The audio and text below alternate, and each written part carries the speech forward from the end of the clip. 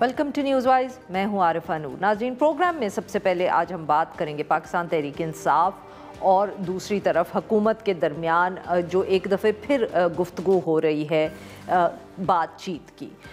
बहुत दिन हमने ये देखा, हम बार बार बात भी करते रहे, मुख्तलिफ टीवी चैनल्स पर यह बात हुई कि इमरान खान साहब का जो सख्त मौक़िफ़ है उसका मतलब तो यही है कि हुकूमत से कोई बातचीत नहीं हो सकती थी, कोई लेन देन या गिव एंड टेक जिसको कहते हैं अंग्रेज़ी में नहीं हो सकता। मगर पाकिस्तान तहरीक इंसाफ इस मौक़िफ़ से कहीं आगे भी नहीं बढ़ सकी। इमरान खान साहब जेल में हैं, अब तो मुलाकातें भी नामुमकिन सी ही लग रही हैं। दूसरी तरफ हुकूमत कभी गुफ्तगू का कहती है, मगर अभी पिछले दिनों में उनका भी हमने मौक़िफ़ सख्त होते हुए देखा। लगा कि अब हुकूमत भी बातचीत करने को तैयार नहीं है। इसमें तीसरी तरफ जो एक अपोजिशन का अलायंस है तहरीक तहफ़्फ़ुज़ आईन पाकिस्तान, उधर से भी अब कहीं कुछ कह सकते हैं मूवमेंट तो हो रही है। वो भी बात करें एक और कॉन्फ्रेंस की, मगर एहतजाज की तरफ क्या वो अभी फ़ौरन चले जाएंगे, ये ज़रा मुश्किल लगता है। सुहेल आफरीदी साहब जो हैं, उनका रवैया कुछ कहीं तब्दील हुआ है हुकूमत की अगर बातें सुने, मगर कोई ऐसी इधर आवाज़ नहीं आ रही या कोई ऐसे हमें डेवलपमेंट्स नज़र नहीं आ रही जिससे हम कहें कि अब गुफ्तगू हो सकती है। मगर आज एक बहुत हम कह सकते हैं कि अहम स्टोरी है, उस पर बहुत डिस्कशन भी हो रही है। वो है न्यूज़ में जो अंसार अब्बासी साहब की एक ख़बर छपी है, जिसमें उन्होंने ये कहा है कि जो PTI के पुराने कुछ लीडर्स हैं, जिनमें फवाद चौधरी साहब, इमरान इस्माइल साहब, मौलवी महमूद साहब ये शामिल हैं, ये कोशिश एक दफ़े फिर कर रहे हैं। कुछ दिन पहले भी इनके हवाले से ये बातचीत हुई थी जब वो लाहौर में मिलने गए थे कुछ लीडर्स को, कि वो एक दफ़े दोबारा ये कोशिश कर रहे हैं कि मुज़ाकरात हों। ये भी बताया गया उस स्टोरी में कि अब जो ये एफ़र्ट्स होंगे या कोशिशें होंगी, ये एक कमेटी बराए कौमी डायलॉग जो है उसके बैनर के नीचे होंगी, और उसमें कई ओवरसीज़ पाकिस्तानी भी शामिल होंगे और लोग भी होंगे, और वहाँ ये गुफ्तगू होगी। ये भी बताया गया स्टोरी में कि ये जो ग्रुप है PTI के लीडरशिप का, इसकी जो राब्ते हैं वो कुछ संजीदा हुकूमती वज़रा से भी हैं, जिनके साथ वो ये अब बातचीत शुरू करेंगे। ये भी कहा गया स्टोरी में कि पहली कोशिश ये होगी कि जो कोट लखपत लाहौर में सीनियर लीडरशिप कैद है उनको रिलीफ़ दिलवाया जाए, और फिर उनके ज़रिए ये बातचीत की जाए या पैगाम इमरान खान साहब को पहुंचाया जाए। ये बात वैसे कहना ज़रूरी है कि फवाद चौधरी पहले भी कर चुके हैं, बट क्या सचमुच अब की कोशिश जो है वो कोई रंग ला सकती है? क्योंकि पिछली दफ़े जब उन्होंने ये गुफ्तगू की, बातें की, तो पता तो नहीं चला कि ऐसा कुछ ख़ास कदम उठाया गया है। इस सारे इशू पे बात करने के लिए आज हमारे साथ मौजूद इमरान इस्माइल साहब, साबिक गवर्नर सिंध हैं, सीनियर सियासतदान हैं। Welcome to the show sir. जी इमरान इस्माइल साहब, ख़बर आई है पिछली दफ़े भी आपने और फवाद चौधरी साहब ने गुफ्तगू की इस इशू पे, लाहौर में आपने मुलाकातें भी की। अब सर जो ये ख़बर सामने आई है, तो क्या हम समझें कि उधर से कोई डेवलपमेंट्स हो चुकी हैं? मैं कह जी देखें, बात ये कि पहले भी आपने अपने इंटरव्यू में जो बात की वो बिल्कुल दुरुस्त है, लेकिन पहले भी हमने जो कोशिशें की उसमें हम कहीं रुके नहीं। जो रुकावट आ जाती है या उसका जो सेटबैक आता है वो उस वक्त आता है जब इमरान खान साहब की कोई एग्रेसिव ट्वीट सामने आ जाती है, और उसके बाद एक जाहिर है कि जो डायलॉग या कोई सिलसिला है वो थोड़ा थम जाता है या रुक जाता है कुछ देर के लिए। लेकिन हमारी कोशिशें जारी हैं। ये छोटे मोटे सेटबैक और ये चीज़ें आती रहेंगी और जाती रहेंगी, लेकिन हमारा जो एक बड़ा मकसद है वो हमारा मकसद उस वक्त तक हल नहीं होता जब तक हम टेबल पर नहीं बैठ जाते, जिसमें हुकूमत वक्त शामिल है, जिसमें पीपल्स पार्टी समेत, PPMLN समेत, और जिसमें एस्टैब्लिशमेंट और PTI और दीगर लोग शामिल हैं, जो बैठ के एक नेशनल डायलॉग के ऊपर राजी हो जाएं कि ये एक बड़ा टास्क है, कोई छोटा टास्क नहीं है। क्योंकि इस वक्त जहाँ जो तो इमरान साहब, माफ़ करिएगा आपकी बात मैं यहाँ काट रही हूँ, बट सर ये बताइएगा कि ऑब्वियसली ये ख्याल तो बहुत अच्छा है कि सब बैठ जाएं, पर क्या अगर हम सिर्फ पहले हुकूमत की और इस्टेब्लिशमेंट की बात करें, क्या आप लोगों को लगता है कि हुकूमत और इस्टेब्लिशमेंट इसके लिए तैयार है? देखिए, हमारी जो हुकूमती नुमाइंदों से जो बात हुई है और बड़े सीनियर लोगों से बातचीत हुई है, वो सब इस बात के हामी है कि पॉलिटिकल टेम्परेचर्स नीचे आने चाहिए, क्योंकि किसी को भी हुकूमत चलाने के लिए पॉलिटिकल टेम्परेचर जब रेज आप करते हैं ना, तो वो हुकूमत के फायदे में नहीं होते, वो हमेशा अपोजिशन के फायदे में होते हैं, जो भी हुकूमत में हो। सो लिहाजा हुकूमती सही। अरकान भी इस बात को मानते हैं कि पॉलिटिकल टेम्परेचर्स नीचे आने चाहिए, डायलॉग होना चाहिए, बैठ के बातचीत होनी चाहिए। बातचीत ना करना, डायलॉग ना करना, किसी से हाथ ना मिलाना, ये तो हमेशा से पीटीआई का स्टाइल ऑफ पॉलिटिक्स रहा है ना, सही। कि ये किसी से बात नहीं करेंगे। मैं समझ रहा हूँ कि अब जो बिल्कुल।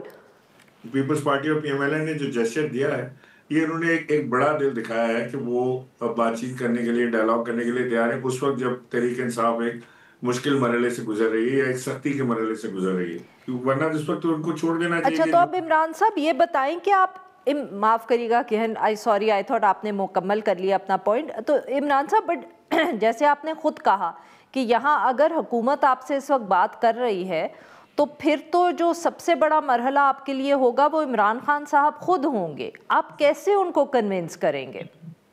देखिए, खान साहब इस वक्त जेल में है, जाहिर है उनके पास ज़राए अबलाग की उनके पास कमी है या नहीं होने के बराबर है, उनके पास सोशल मीडिया को एक्सेस नहीं है। 2.5 साल हो गए उनको, टीवी चैनल्स पे भी एक्सेस नहीं है उस तरह जिस तरह आपको और मुझे है। सो उनकी इंफॉर्मेशन बड़ी लिमिटेड है। जो लोग उनसे मिलने जाते हैं वो गैर सियासी किस्म के लोग हैं जिनके हाथ में इस वक्त पार्टी है। वो एक दूसरे की शिकायतें, जिसको कमेटी से निकाल दें, इसको कमेटी में डाल दें, इसने ये कर लिया, वो एनडीयू के कोर्स में अटेंड करने चला गया जी, बड़ा गद्दार है, वो उस तरह की सही। बातें करते हैं, इससे ना पीटीआई को कोई फायदा है, ना ही इमरान खान को कोई फायदा है, ना उनके रिलीज के कोई रास्ता निकलता है। सो हम चाहते हैं कि पीटीआई का जो तो सेन एलिमेंट बट है, जो शाह महमूद कुरैशी हैं या एजाज चौधरी हैं या मियां महमूद रशीद वगैरह हैं, ये लोग अगर ये समझते हैं और ये वाकईतन ये समझते हैं कि जी पीटीआई को डायलॉग्स पे जी। जाना चाहिए, मफाहमत की सियासत करनी चाहिए, मज़ामत की सियासत से कुछ हासिल नहीं हो रहा मां सिवाय नुकसान के। सो अगर ये लोग जाके इमरान खान से बात करेंगे, खान साहब से, और ये अगर जेल में किसी तरह बात कर सकते हैं या ये बाहर आते हैं और लीडरशिप पीटीआई की संभालते हैं, तो पीटीआई को एक पॉलिटिकल डायरेक्शन देने में ये कामयाब हो सकते हैं ये लोग। माइनस इमरान खान की कोई बात नहीं कर रहा। ये पीटीआई का ट्रोल आज से फिर शुरू हो जाएगा तो कि मैंने महमूद का और बाकियों का नाम ले लिया तो माइनस हाँ, इमरान खान हो गया। कोई माइनस इमरान खान की बात नहीं कर रहा। पीटीआई से इमरान खान को माइनस करें और सारे लीडर्स को जमा करके एक डब्बे में से डाल के हिलाएं तो कुछ भी नहीं निकलेगा। पीटीआई इमरान खान है, इमरान खान पीटीआई है, यही है उधर का मामला, और कोई दूसरा नहीं तो है। इमरान साहब, क्या आप लोगों ने ये जो आपका आइडिया है, फवाद चौधरी साहब ने भी इसका जिक्र किया है, आप भी कर रहे हैं सर, तो क्या ये आइडिया अब आपने हुकूमत के सामने रखा है? क्योंकि इसमें अगर अगर आपके ख्याल में ये कामयाब हो सकता है तो सबसे बड़ा चैलेंज तो फिर ये है कि जो लाहौर में कैद सियासतदान है पाकिस्तान तहरीक इंसाफ के, उनकी मुलाकात इमरान खान साहब से अडियाला में करवाई जाए। क्या लेकिन अब वो इस आइडिया को एक्सेप्ट करने को तैयार है, ये मुलाकात करवाने को तैयार है? नहीं नहीं, मुलाकात कराना तो किसी के बस में नहीं है ना। मुलाकात कैसे कराएंगे? यानी यहाँ से उनको गाड़ी में डाल के अडियाला ले जाएं, जाके मिलवा के ले आएं? ये तो हमने भी ऐसी बात नहीं की ना, उन्होंने कोई ऐसी बात की। हमने तो इतनी बात की कि जी उनको जो सजा हुई है उस सजा का बेशतर हिस्सा वो जेल में काट चुके हैं, और वो पेरोल पे या दीगर जो चीजें होती हैं कानूनी कार्रवाई से वो हुकूमत वक्त उन्हें रिलीफ दे सकती है, बाहर निकाल सकती है। वो अगर बाहर आते हैं, अपने केसेस से फारिग होते हैं, हुकूमत भी उनके ऊपर थोड़ा हल्का रखती है, तो वो एलिमेंट है जो बाहर आके कोई पॉलिटिकल सेंस की बात कर सकता है, न सिर्फ इमरान खान से बल्कि पब्लिक को भी, और पीटीआई को डायरेक्शन भी दे सकते हैं, पॉलिटिकल सेंसिबल डायरेक्शन ये लोग दे सकते हैं। और फिर जब भी मौका मिले तो अगर इमरान खान ठीक। से मुलाकात मुमकिन हो तो उसके लिए जेल से बाहर आना पहले जरूरी है। सो वो चाहे पेरोल पे आए, बेल पे आए, या बिल्कुल जिस तरह ठीक। भी आते हैं, तो उनका बाहर आना जरूरी इसलिए है कि ये लोग क़यादत दे सकते हैं पीटीआई को। जो पीटीआई इस वक्त एक हेडलेस चिकन की तरह है कि जो लोग पीटीआई को चला रहे हैं उनको सियासत का अलिफ बे भी नहीं पता। उन्होंने कभी काउंसिलर का इलेक्शन भी नहीं लड़ा, और वो पाकिस्तान की सबसे बड़ी सियासी जमात को लीड कर रहे हैं, वो भी एक डिफिकल्ट सर, हालात तो में। फिर ये सॉरी, वक्त अब कम रह गया इसलिए मैं आपसे पूछूं सर, अब ये बताइएगा कि ख्याल तो बहुत अच्छा है, कुछ वर्केबल भी लग रहा है, हुकूमत और इस्टेब्लिशमेंट दोनों को आपके साथ एक पेज पे होना होगा for this plan to work, जी बिल्कुल, जब तक सारे और एटलीस्ट किक स्टार्ट इट। नहीं, ऑफ कोर्स जब तक सारे हरीफ इस बात पर राजी नहीं होंगे तो ये तो कोई एक भी अगर नाराजी हो तो बात नहीं बन सकती। फिलहाल तो अभी तो कोई भी राजी नहीं है, अभी तो हमने सबको ही राजी करना है। So it's an effort which may take a longer period than expected, लेकिन इंशाल्लाह अगर हमारी नीयतें साफ रही तो इंशाल्लाह ये जरूर होगा। और हमारी नीयत है कि पाकिस्तान में स्टेबिलिटी आए, पाकिस्तान में पॉलिटिकल टेम्परेचर डाउन हो, पाकिस्तान के अंदर फॉरेन डायरेक्ट इन्वेस्टमेंट आए। हमें बहुत सारे पाकिस्तानी मिले हैं जो तो यानी कि इमरान साहब आप ये कह रहे हैं कि ये जो आपका इस वक्त प्लान है, आपका, फवाद चौधरी साहब का, या ये ख्याल है, इस पे ना अभी हुकूमत राजी है ना इस्टेब्लिशमेंट राजी है, इमरान खान साहब तक तो ये बात पहुंची नहीं है, if I understand you correctly? नहीं, हुकूमत इस बात पे, हमारी जो बात हुई है वो बिल्कुल पीपल्स पार्टी भी और हुकूमत भी इस बात पे राजी है कि पॉलिटिकल टेम्परेचर डाउन होनी चाहिए और डायलॉग होना चाहिए। बट बेसिकली तो डायलॉग नहीं सर, मैं आइडिया की बात कर रही हूँ, जो स्पेसिफिक आइडिया है आपका। नहीं, बिल्कुल राजी है, हुकूमत भी राजी है और पीपल्स पार्टी भी राजी है कि यही हमारा स्पेसिफिक आइडिया तो यही है ना जी। मेरे पास कोई टॉकिंग पॉइंट्स नहीं है कि इमरान खान क्या चाहते हैं और उधर से एस्टेब्लिशमेंट क्या चाहती है या हुकूमत क्या चाहती है, ये तो टॉकिंग पॉइंट्स हमारे पास है ही नहीं। हमारा तो एक ही एजेंडा है कि let's sit on the table and start talking. एक दूसरे के साथ चाय पीने जोगा तो हो जाए ना जी, चाय तो पी लो। चलें, और सर ये बताइएगा या बताना चाहेंगे आप कि आप पीपीपी या पीएमएलएन के किन लीडर्स से राब्ते में हैं? देखिए, हमारी बड़ी सीनियर लेवल पे मुलाकातें हो रही हैं दोनों तरफ, और हमारी जो बात हुई है पीएमएलएन में, हमारी मुलाकात अयाज सादिक साहब से भी हुई, हमारी मुलाकात नज़ीर तारिक साहब से भी हुई, राना सल्लल्लाहु साहब से भी हुई, और हमारी मुतवक्को है मुलाकातें मजीद इससे भी ज़्यादा सीनियर लीडरशिप से बात करने की। और इन्होंने हमें इस बात का यकीन दिलाया कि ये चाहते हैं कि इन्होंने बड़े पसंद किया हमारी बात को, और इन्होंने कहा कि हम भी ये चाहते हैं कि कोई सेंसिबल लोग हों जिनसे बैठ के बात की जा सके, तो हम बातचीत करने के लिए बिल्कुल तैयार हैं। उन्होंने कहा वज़ीर आज़म ने तो कई बार इस चीज़ को ऑफर किया और हम आज भी तैयार हैं बात करने के लिए। उधर सोहेल आफरीदी कह रहे हैं जी हम तैयार हैं बात करने के लिए, इधर वज़ीर आज़म कह रहे हैं हम तैयार हैं बात करने के लिए। So what is stopping? या तो कोई झिझक है कि जी पहले कौन आएगा, लेकिन बहरहाल we are trying to break the ice कि किसी तरह ये आइस ब्रेक हो और ये मामला आगे चले। और sir establishment is on board very quickly, yes और no? Establishment is not on board, लेकिन हमारी बातचीत हो रही है उनसे। ऐसा नहीं है कि उन्होंने हमें कोई टास्क दिया कि जी आप जाके बात कर लें, नो, बिल्कुल सही। बहुत बहुत शुक्रिया हमारे लिए वक्त निकाला। नाज़रीन, यहाँ पे लेंगे एक छोटी सी ब्रेक, और जब हम ब्रेक से वापस आएंगे तो हम बात करेंगे इस्लामाबाद की। इस्लामाबाद में एक कच्ची बस्ती की जिसको सीडीए ने डिस्ट्रॉय कर दिया। वेलकम बैक नाज़रीन। प्रोग्राम के इस हिस्से में हम जिक्र करेंगे इस्लामाबाद का, जिधर एक तरफ तो हुकूमत रोज़ हमें बता रही होती है कि वो शहर में कितनी तरक्की कर रही है, मुल्क में कितनी तरक्की कर रही है, लोगों का उसको कितना फ़िक्र है। कहीं कार्ड्स दिए जा रहे हैं, कहीं स्टूडेंट्स को लैपटॉप्स दिए जा रहे हैं, मगर इसी शहर में जहाँ ये हुकूमत है, उन्होंने आज कुछ दिन पहले बरी इमाम के करीब जो 700 कनाल की ज़मीन थी उसके ऊपर सीडीए ने ऑपरेशन किया। वहाँ ऑब्वियसली एक हम कह सकते हैं कच्ची बस्ती, इन द सेंस कि उसके पास इजाज़त नहीं थी, मगर वहाँ 3-4 हज़ार के करीब घर थे, उनको मस्मार कर दिया सीडीए ने ऑपरेशन करके। जो यहाँ के रहने वाले थे उन्होंने इस सारे मामले से पहले ही इस्लामाबाद हाई कोर्ट में एक दरख्वास्त भी दायर की हुई थी, बल्कि इस दरख्वास्त के ऊपर जो फ़ैसला था वो भी महफूज हुआ था। उनको पहले स्टे मिला था, फिर उस स्टे को जिसको कहते हैं कि हटाने के लिए हुकूमत ने पिटीशन की, तो तब फ़ैसला महफूज हुआ था। मगर उस फैसले के आने से पहले ही ये सीडीए ने यहाँ ऑपरेशन कर दिया। जो हम कह सकते हैं कि यहाँ लोग थे, उनके साथ जिस तरह का सलूक किया गया, वो कुछ आपने ये साउंड बाइट सुनी भी हैं। बहुत शिकायत भी की लोगों ने, परेशान भी हुए। ये भी वाक़या हुआ कि एक जो वहाँ लेडी कांस्टेबल थी जिनका घर था, उन्होंने इसके बाद ख़ुदकुशी करने की भी कोशिश की। इस वक्त वो हस्पताल में अपना उनका इलाज हो रहा है। ये अब एक बहुत अहम इशू है, न सिर्फ इसलिए क्योंकि इस तरह के वाक़यात होते रहते हैं कि इलीगल डेवलपमेंट होती है, इंक्रोचमेंट होती है। अगर वो बड़ी बिल्डिंग हो तो उसको कोई नहीं गिराता, मगर जो कच्ची बस्तियां हैं, आम लोगों के घर हैं, वहाँ सीडीए को जो गैर कानूनी कंस्ट्रक्शन है वो फ़ौरन नज़र आती है और वहाँ कोर्ट ऑर्डर्स का भी ख्याल नहीं रखा जाता। इस सारे मौजू पे बात करने के लिए साथ मौजूद है मलिक असद साहब, सहाफ़ी हैं, डॉन अखबार से वाबस्ता हैं, और हमें ज्वाइन किया आसिम सजाद अख्तर साहब ने, कायद आज़म यूनिवर्सिटी से वाबस्ता हैं, अवामी वर्कर्स पार्टी से भी इनका ताल्लुक़ है। Welcome to the show gentleman. जी असद साहब, आपसे गुफ्तगू का आगाज़ करेंगे। वाक़या क्या था, अगर आप हमें कुछ डिटेल्स दें इस बात की। जी बहुत शुक्रिया। इसमें ये जब कारगिल की जंग हुई थी तो उस वक्त जो कश्मीर के जो बॉर्डर के साथ थे, ज़्यादातर नीलम वैली के लोग जो थे, उनको यहाँ पर जो है बसाया गया था वहाँ से। फिर बाद अच्छा, यानी कि हुकूमत ने ही बसाया था? हुकूमत ने वहाँ पे ये कारगिल के अफेक्टीज इनको जो मुतासरीन थे। अब बाद में मज़ीद लोग भी फिर यहाँ पे आते रहे, और फिर इसमें आप देखिए कि सीडीए के जो अफसरान थे वो लोगों से पैसे देते थे, और कुछ यहाँ पे भी लोगों को वो वहाँ पे कुछ जगह और उनको कहते थे कि आप बना लें यहाँ पे, और लोगों ने फिर बनाने शुरू कर दिए कि यार सस्ती ज़मीन है, बड़े नॉमिनल से चार्जेस होते थे, वो खुद ही वो कर देते थे।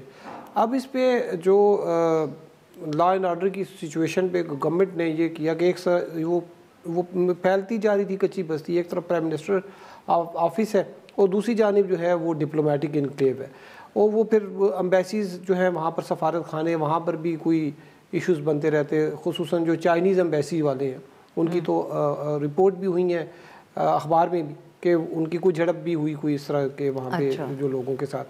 तो झड़प किस बात पे हुई? क्या उनके एम्बेसी में चोरियां हो रही थी? कोई इस तरह की है, तो कहते हैं कि वो बैटरी गाड़ियों की निकालते हैं, इस किस्म की चीज़ें, कोई गाड़ियाँ वगैरह जो बाहर खड़ी होती हैं। तो इस पे ये फिर यकायक यहाँ पे ऑपरेशन स्टार्ट हो गया। इस्लामाबाद हाई कोर्ट ने स्टे दे दिया था इस पे। ऑपरेशन कब शुरू हुआ? ऑपरेशन जो है वो तकरीबन मेरे ख्याल में दो हफ्ते पहले की बात है। वो ऑपरेशन जो है वो वहाँ पर शुरू हुआ था 2-3 हफ्ते पहले, और जब स्टे यहाँ पे हो गया, और ऑपरेशन शुरू होने के बाद स्टे लेने गए वहाँ के रहने वाले कोर्ट? नहीं, ऑपरेशन के जब शुरू हुआ तो वो स्टे लेने चले गए, तो जस्टिस राजा इनाम अमीन मिन्हास हैं, उन्होंने स्टे दे दिया। उसके बाद सीडीए जो है उसमें जो मुझे पता चला कि जो इंटीरियर मिनिस्टर हैं उन्होंने इस पर बड़ा सीडीए पे बरहमी ज़ाहिर की कि ये स्टे कैसे हो गया। फिर उन्होंने एक प्राइवेट लॉयर जो हैं, उनको एक अच्छे वकील थे, उनको इंगेज किया, उन्होंने पिटिशन फाइल की। पहली हेयरिंग पे तो उनको जो है वो स्टे ख़त्म नहीं हुआ, और कोर्ट का ये एक सवाल था कि आप इनको जो अफेक्टी हैं आप इनको कहाँ पे रीलोकेट करेंगे, उनका कोई प्लान दे दें, क्योंकि ये तो नहीं हो सकता कि आप उनको जो है जो लोग वहाँ पर रह रहे हैं, कुछ उसमें जेन्युइन भी थे, कुछ गैर कानूनी भी थे, लेकिन जो भी था आप इनको रीलोकेशन जो है वो करें। तो इसके सीडीए ने कोई इसका कोई वाज़े कोई जो ठोस जो है वो जवाब भी नहीं दिया वहाँ पे, और आज जो है वो स्टे ऑर्डर जो है वो जो हुक्म इम्तनाई था वो भी खत्म हो गया। मगर उससे पहले वो उससे दौरान भी वो करते रहे ऑपरेशन। आसिम साहब, आपने बात सुनी मलिक असद साहब की, आप क्योंकि इस्लामाबाद में इस तरह के इलाकों में बहुत काम भी करते रहे हैं। अब सर कुछ I mean it's hard to ask you a question, क्योंकि नज़र इसमें सिर्फ वही आता है कि हुक्मरान जो तबका है उसको ये भी ख्याल नहीं आता कि ये भी पाकिस्तानी शहरी हैं और इनके भी कोई हकूक़ हो सकते हैं, जगह अगर इलीगल भी हो, कंस्ट्रक्शन अगर इलीगल भी हो। ये कैसे ऐसे आप देखते हैं सारे मामले को? जी आरफा, बहुत शुक्रिया। ये आपका इसलिए भी मैं शुक्रिया करता हूँ क्योंकि आप अंदाज़ा करें कि हुक्मरानों के शहर में, जैसे आपने कहा, इतना बड़ा वाक़या हुआ, कई हज़ार घर को मस्मार किया गया, और असद साहब आपके सामने बैठे हैं, ये चंद सहाफ़ियों में से हैं, और आप जो अब कवरेज कर रहे हैं, जिन्होंने इसको एक मसला भी समझा कि यहाँ पे जैसे आपने कहा कि हज़ारों मेहनत कश रहते हैं। सिर्फ असद साहब को मैं एक करेक्शन कर लूँ, बिल्कुल कारगिल के मुतासरीन भी यहाँ पे रहते थे, लेकिन ये बस्ती जिसका नाम मुस्लिम कॉलोनी है, मतलब मुस्लिम कॉलोनी के नाम से ये जानी गई है, ये उस वक्त से कायम है, तकरीबन 1985 से, जब इस्लामाबाद को बनाने वाले, तामीर करने वाले, अपने हाथों से ये इमारतें खड़ी करने वाले मजदूर, पहले एक नाम था लेबर कॉलोनी, जहाँ पे आज आपको पिम्स अस्पताल मिलता है। वो लेबर कॉलोनी जब वहाँ से शिफ्ट की गई तो वहाँ से भी लोग यहाँ पे सीडीए जैसे कारगिल के मुतासरीन को इनको यहाँ पे जगह दी गई या कहा गया कि आप बैठ जाएं, उसी तरह जब वो ओरिजिनल लेबर कॉलोनी ख़त्म हुई तो मुख्तलिफ़ बस्तियों में मज़दूरों को शिफ्ट किया गया। बहुत सारों को जो मसीह जिस बरादरी से जिनका ताल्लुक़ था वो शहर के मुख्तलिफ़ सेक्टर्स में गए, और जो मुसलमान थे वो मुस्लिम कॉलोनी के नाम से ये बस्ती कायम हुई। इस बस्ती को कायम हुए हुए तकरीबन 45 साल हो चुके हैं। यहाँ से कई लोग सीडीए के कहने पर आज से कोई 25 साल पहले अलीपुर फराश गए, और सीडीए ने कहा, अपने कागजों में सही। लिख दिया कि जी हमने सबको वहाँ पे प्लॉट दे दिया। ऐसा भी नहीं था, कई हज़ार घर थे, सिर्फ चंद सौ को अलीपुर फराश में जगह मिली। तो ये एक बहुत बड़ी बस्ती है, एक बात। दूसरी बात, ये जो हाई कोर्ट का स्टे ऑर्डर का जो मसला है, मैं सिर्फ आपके तवज्जुह से ये इत्तला कर दूं आपके सुनने वालों को कि सुप्रीम कोर्ट का भी एक स्टे ऑर्डर है, जिसमें एक पिटिशन में जो कि 2015 में सुप्रीम कोर्ट के अंदर मैंने ही बतौर लीड पिटिशनर फाइल की थी, और ये उस वक्त भी एक I-11 सेक्टर में मंडी के साथ एक बहुत बड़ी कच्ची आबादी थी जिसको बुलडोज किया गया था बगैर मुतबादल दिए, और इसी तरह से तो हमने उससे पहले भी पिटिशन दायर की थी, बाद में सुनी गई, और उसके बाद से वो स्टे ऑर्डर जो उस वक्त चीफ जस्टिस जवाद ख्वाजा की सरबराही में कोर्ट ने हमें दी, वो आज तक कायम है। तो हाई कोर्ट ने, अगर हाई कोर्ट में सही। स्टे ऑर्डर था या नहीं भी था, तो सुप्रीम कोर्ट का तो एक स्टे ऑर्डर कायम था जिसकी सीडीए ने धज्जियां उड़ाकर ये ऑपरेशन किया। जी नाजरीन, यहाँ पे लेते हैं हम एक छोटी सी ब्रेक। वेलकम बैक नाजरीन, हम गुफ्तगू करें मलिक असद साहब से और आसिम सजाद अख्तर साहब से। असद साहब, बहुत से लोग इससे जिनके ऊपर असर पड़ा, उनके घर तबाह हो गए, पता नहीं वो सामान निकाल सके कि नहीं। एक वाकया तो बहुत ज़्यादा कोट हो रहा है, कोई लेडी कांस्टेबल थी, उनका घर गिरा, उन्होंने खुदकुशी करने की कोशिश की है। क्या ऐसे और भी वाकयात हैं, और इन खातून का इस वक्त क्या हाल है? जी, मैंने कुछ लोगों से जो वहाँ के मुकामी थे उनसे बात की। ये चीज़ भी है कि वो कहते हैं कि अगर चलें आपने डिस्प्लेस करना था तो कम से कम देखें मालिक मकान एक होता है जो कि किराएदार वगैरह होते हैं, उनको भी वो 1 महीने का एक नोटिस का होता है कि उसके दौरान ये होता है कि आप कोई अपना अल्टरनेट कोई घर देख लें, अपना सामान जो है वो शिफ्ट कर लें। इसमें ऐसा भी नहीं हुआ। और लोगों के अब वहाँ पे देखें कि जो लोग थे वो बेचारे, उनकी तो सारी जमा पूंजी थी, वो उन्होंने किसी के कहने पे या जिस तरह भी था उन्होंने वहाँ पे कोई छोटा मोटा अपना कोई 2 कमरे, वो छोटे छोटे कमरे, एक आधा कमरा किसी ने बना लिया, कोई छोटा सा किचन बना लिया, और कोई थोड़ा सा सामान रख लिया। अब उनकी वही थी। अब वो लोग उसमें से भी जो घर भी गया, सामान भी गया वो तो, लेकिन लोग देख रहे हैं मलबे में से कुछ चले, कोई लकड़ियाँ निकल आए, कोई इस किस्म की चीज़ें निकल आए, कोई चारपाई दोबारा वो रस्सी वगैरह लेके बना लें। तो इस किस्म की वहाँ पे सूरत हाल है। बिल्कुल सही। अब क्या कोई ऑर्डर जो स्टे ख़त्म हुआ है, very quickly before I go to Asad साहब, कोई कोर्ट ने ऑर्डर्स दिए हैं कि जिस तरह इन लोगों के साथ रवैया अख्तियार किया सीडीए ने, या उनको मालूम ही नहीं है और उन्होंने अब क्योंकि कोर्ट से भी क्या ख़ास कोई उम्मीद नहीं की जा सकती आजकल के दिनों में? जी, वो कोर्ट स्टे जो इम्तनाई है वो तो ख़त्म कर दिया है, लेकिन अभी ये मामला जो है ये भी चल रहा है। और जो मेरा जहाँ तक कैसे चल रहा है सर? उन्होंने सब कुछ तो ख़त्म कर दिया। इनको रीलोकेट भी करना है ना, तो इस हवाले से कोई उससे सीडीए से कोर्ट ने मांगा है कि भाई आप इनको कैसे, तो वो मेरे ख्याल में कि ये रीलोकेशन के हवाले से इनमें से सारों को तो नहीं, लेकिन वो जो अफेक्टीज़ हैं कारगिल के या जो पहले से जो यहाँ पे लोग थे उनको शायद ये कुछ रीलोकेट कर दे।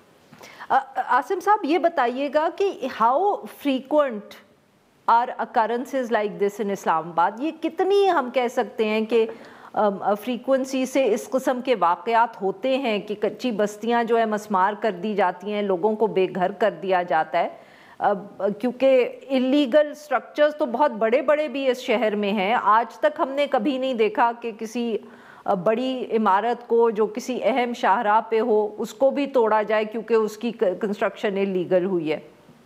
बिल्कुल आप दुरुस्त फरमा रही हैं। ये बिल्कुल एक तबकाती इम्तियाज़ है कि आपका तबका डिटरमिन करेगा कि कानून की लाठी आपके साथ किस तरह इस्तेमाल की जाती है। ये वाक़यात बिल्कुल बहुत रेगुलर हैं। बेशक इस बड़े पैमाने पर तो एक पूरी बस्ती को मलिया मेट रोज़ नहीं किया जाता, लेकिन आप अगर जो कच्ची आबादियों में जो हमारे हिसाब से कोई इस्लामाबाद में 60 के करीब हैं। उसमें आप जाएं तो हर दूसरे तीसरे दिन, जैसे बिल्कुल असद साहब ने बताया, जब लेन देन के निज़ाम में कोई गड़बड़ हो, जब अमले को अपनी मंथली ना मिल रही हो, या वैसे ही कोई किसी को शौक आया हुआ, कोई अफसर बहुत ज़्यादा एंटी इंक्रोचमेंट के नाम पर जो है ना नंबर कमाने चाह रहे हों, तो ये लोगों के घर गिराए जाते हैं। और आपको पता है, आप बाइल में इस मामले में आरफा के, ये मामला सिर्फ लोगों के घरों का नहीं है, यहाँ पे तो रेडी वालों को भी नहीं छोड़ा जाता कि एक आपने अगर रेडी लगा दी सड़क पे और आप अपनी रोजी रोटी को कमा रहे हैं, तो उसको भी रोज यानी कि कोई ना कोई सामान उठाने की बात है। तो ये जो आप इशारतन कह रही हैं, ये बेसिकली एक ऐसा प्लानिंग पैराडाइम का नतीजा है कि हमारे मज़ाफ़ात तक आप देखते हैं कि रियल एस्टेट स्कीमें बन चुकी हैं। लेकिन जब से कम हमने 2015 में ये कोर्ट में, सुप्रीम कोर्ट में अपनी पिटिशन दायर की थी, उस वक्त भी सुप्रीम कोर्ट ने सीडीए से पूछा कि भाई ये कच्ची आबादियां अगर बनती इसलिए, जो कि हमारा कहना था कि बनती इसलिए क्योंकि शहर में जब मजदूर आता है हिजरत करके अपनी रोजी रोटी की तलाश में, तो उसके लिए कोई ऐसी रिहाइश अवेलेबल नहीं है कि जो खुद मतलब पैसे देकर वो जगह ले, तो क्यों ना आप लो इनकम हाउसिंग स्कीमें बनाएं। और ये आज तक ना सीडीए ने इस तरफ तवज्जो दी, ना हमने आज तक देखा है। ये असद साहब तो बहुत पुरुमीद हैं कि मुस्लिम कॉलोनी के मुतासरीन को शायद कुछ मिलेगा। हमें तो अभी तक I-11 के वो 2015 के मुतासरीन, उस वक्त भी कोई 25,000 लोगों की बस्ती गिरी थी, उनको भी, एक बंदे को भी आज तक कोई मुतबादल जगह नहीं मिली। तो ये इविक्शंस कॉमन प्लेस हैं, सिर्फ हमारे अखबारात तक, हमारे टीवी तक इनकी मतलब इंफॉर्मेशन नहीं पहुंचती, और ये रोज़ का हिसाब है। और ये मुझे लगता है ये बढ़ता चला जाएगा, चूँकि आबादी शहर की तरफ बढ़ती है, लोगों के पास रहने की जगह होती नहीं है, वो कच्चे मकान बनाते हैं और वो अमला उनसे कुछ ले देकर ही बनाने देता है, और फिर अचानक किसी को ख्याल आता है, किसी अफसर को, कि इनको बुलडोज कर दो। तो ये रोज़ की कहानी, और जब उसी वक्त तक चलती रहेगी जब तक यहाँ पे आप दूररस मनसूबा बंदी नहीं करेंगे और आप मेहनत कश तबके के लिए कोई रिहायशी स्कीम नहीं बनाएंगे। क्योंकि इन फैक्ट ये कच्ची आबादियां लोगों के अपने हाथों से बनाए हुए अपने ही मेहनत कशों की स्कीमें हैं, और जब तक सरकार कोई स्कीमें नहीं बनाएगा तो निजी शोबे भी नहीं बनाता, क्योंकि निजी शोबे के लिए कोई ये मुनाफा बख्श कारोबार है ही नहीं। जी नाजरीन, यहाँ पे लेते हैं हम एक छोटी सी ब्रेक। वेलकम बैक नाजरीन, हम गुफ्तगू करें मलिक असद साहब से और आसिम सजाद अख्तर साहब से। वेरी क्विकली असद साहब, कोई जैसे आप कह रहे हैं, आप जैसे आसिम साहब ने भी कहा बहुत पुरुमीद हैं, तो कोई तारीख दी है, कोई डेडलाइन दी है सीडीए को इस प्लान के लिए? या मुझे मालूम है कि आपको अभी भी हमारी जुडिशरी पे बहुत भरोसा है, तो कोई डेडलाइन वगैरह दी है सर, या क्यों आप इतने पुरुमीद हैं? Very quickly. नहीं, मेरी चूँकि मैं प्रोसीडिंग देखी है और जो जज साहब जो है उनका कंडक्ट जो था, तो मेरे ख्याल में ये नेक्स्ट वीक में उनका जो है वो कोई या एक फोर्टनाइट में सीडीए को से जो है वो उन्होंने एक वो मांगा भी है।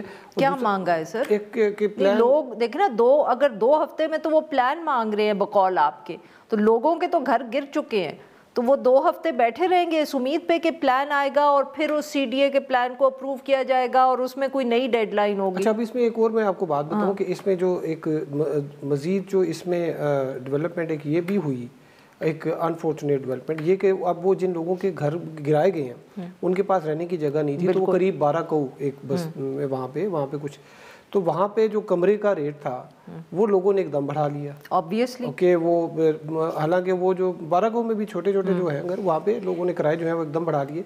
और दूसरा आपने बात की थी कि यहाँ पे देखिए जो एक कॉन्स्टिट्यूशन एवेन्यू के साथ जो एक बिल्डिंग है बड़ी, कॉन्स्टिट्यूशन एवेन्यू के साथ जो बिल्डिंग है बड़ी, उसका अभी तक जो है वो लीज कैंसिल जी, और उसमें जो है वो उन्होंने वो नहीं किया, वन कॉन्स्टिट्यूशन उसको नहीं गिराया ना। मुस्तफा टावर जो है F10 में उसकी भी जो है वो लीज कैंसिल हुई हुई है, वो भी नहीं गिराया उन्होंने। अब वन कॉन्स्टिट्यूशन एवेन्यू में देखें, हुकूमत के जो वज़रा हैं बड़े बड़े, उनके फ्लैट्स हैं, इमरान खान साहब का भी फ्लैट है वहाँ पे, तो अब वो और उसमें अभी जो नून लीग के, सिर्फ इमरान खान साहब का होता तो सर अब तक गिरा चुके होते। तो वैसे आजकल जो हालात हैं, ख्वाजा आसिफ साहब का बीच में है, साद रफीक शुरू में इनके पार्टनर थे, बाद में वो अपने हिस्सा लेके साइड पे हो गए। सिर्फ नस्ला टावर जो है उसको गिराया गया था, वो भी कहते हैं जज साहब को जो है वो कोई व्यू कोई उनका कोई इशू था। सर नेस्ला टावर को मेरा नहीं ख्याल अपन कॉन्स्टिट्यूशन एवेन्यू से नहीं मैंने कहा उसमें भी व्यू वेरी क्विकली आसिम साहब, वेरी क्विकली सर, कोई 30 मिनट्स हैं अगर आपको कंक्लूडिंग रिमार्क देना चाहते हो। जी, मैं समझता हूँ कि there is a serious social crisis. ये जो मुस्लिम कॉलोनी की आप मिसाल लें, कि किस तरह बेदर्दी से लोगों को सर्दी के मौसम में इस तरह बेयार और मददगार छोड़ दिया गया है। ये एक सीरियस सोशल क्राइसिस को आप जन्म दे रहे हैं और इसमें रियासती इदारों की जो गरीब दुश्मन जो एक रवैया बढ़ता हुआ नज़र आया मुस्लिम कॉलोनी में हमने देखा। ये सिर्फ लोगों के घर नहीं गिराए गए, वहाँ पे किसी ने भी कोई बात करने की कोशिश की, उसको पकड़-धकड़ करके सीधा अडयाला भी भेजा गया, लॉकअप में भी नहीं लोगों को भेजा गया। तो ये आप इस तरह करेंगे और आप लोगों को दीवार के साथ लगाएँगे, तो ये इसका कोई नतीजा कोई बेहतर नहीं होगा, क्योंकि आप जब किसी का घर गिराते हैं तो ज़मीन उसको खा नहीं जाती। उसने, जैसे असद साहब ने कहा, उसने फिर भी जाकर कोई छत तलाश करनी है, और ये लोग छत अगर आप उनसे छीनेंगे इस तरह, जो उनके अपने हाथों और कमाई से बनाई हुई छत है, तो ये मेरा ख्याल है एक ऐसे अंजाम की तरफ आप बात को लेकर जा रहे हैं जो ये हमारे हुक्मरानों को भी खुद शायद अंदाज़ा नहीं है कि इसका नतीजा क्या निकल सकता है। बहुत बहुत शुक्रिया हमारे दो मेहमानों का, उन्होंने हमारे लिए वक्त निकाला। नाजरीन, आज के लिए बस इतना ही। We'll be back tomorrow at the same time.